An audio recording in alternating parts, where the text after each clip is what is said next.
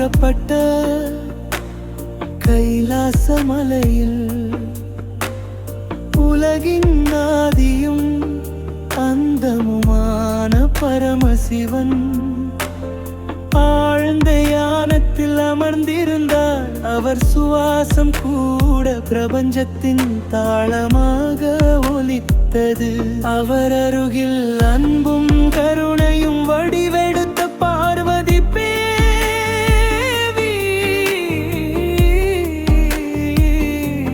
சிவனின் மௌனத்தையும் மகத்துவத்தையும் அமைதியாக ரசித்து நின்றார். தேவலோகத்தில் சிவர் பெருமிதத்துடன் கூறினார், சிவன் மட்டுமே பரம்பொருள், சக்தி அதற்கு துணை மட்டுமே என்று.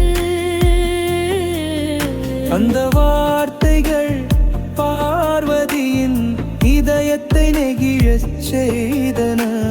சிவமும் சக்தியும் பிரிக்க முடியாதவை என்பதை உலகம் உணர வேண்டும் என்பதற்காக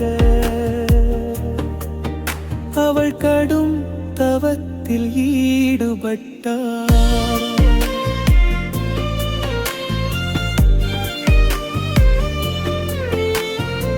பார்வதியின் தவம் பரமசிவனின் கருணையை தூண்டியது. ஒளியாக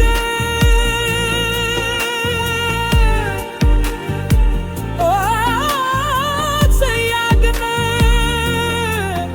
சிவன் அவள் முன் தரிசனம் தந்தார்.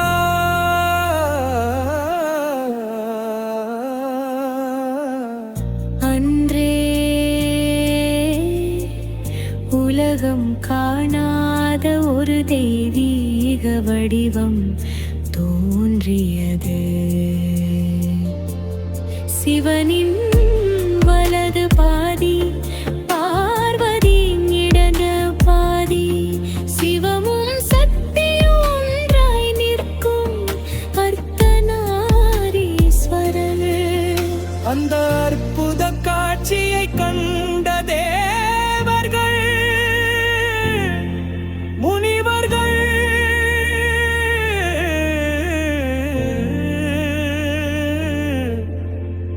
பணிவுடன் தலை வணங்கினர். சிவமே சக்தி, சக்தியே சிவம் என்று நந்தனர். பரமசிவன் கூறினான், படப்பு காத்தல் அழிவு இவை அனைத்தும் சிவமும் சக்தியும் இணைந்தாலே நிகழும். அர்த்தநாரீஸ்வர சமத்துவத்தின் தெய்வீக சின்னம்